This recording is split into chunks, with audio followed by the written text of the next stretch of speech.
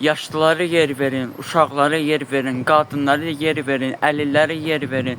Biri də çıxıb demir ki, cavanlara yer verin. 8 saatdan ta 16 saata qədər işləyirlər. Ayaqları qırılır, əziyyət çəkirlər. Hamı oturub metroda, avtobusda bəy balası kimi heç bir kəs durmur cavanı görəndə. Sonra da deyirlər ki, bu qocalara niyə yer vermirsiniz? Hələ bil ki, kimisə borcu var sizə yer verməyi, kimisə sizə borcu var ki, siz durub yer verməlidir. Bu hansı mədəniyyətdə, bu hansı şeydə yazır ki, mən hansı bir insana yer verməliyəm. Öz könlümdə ola bilər, amma heç kəs minnət qoya bilməz ki, sən mənə durub yer verməlisən və yaxud da sən mənə duranda ayağa qalxmalısın. Bu nə düşüncədir? Ağsaqqalların o bizə gətirdiyi o yaşlı başlı nəsil söhbəti var. Bu həmin məsələdir.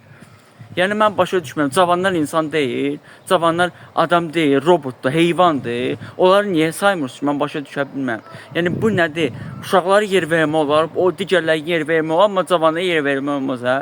Cavanlar ölməlidir, ayaq üstə dayanmalıdır, ayaqları qırılmalıdır, ayaqları sınmalıdır. Gəl işdə bu xarabada işdə əziyyət çək, üstəlik o boyda yolda evə get. Yəni bu nə məntiq, nə düşüncədir? Vallahi adam Allahın rüsulu belə insanlara görə əsəb keçirir. Sən mənə niyə yer vermə? Mən sən niyə yer verməliyəm? Mənim alnımda yazır ki, mən falan kəsə yer verməliyəm. Bu nə düşüncədir axı? Bu nə məntiq sahibisiz siz? Biraz geniş baxın məsələyə, biraz məsələ haqqında fikirləşin.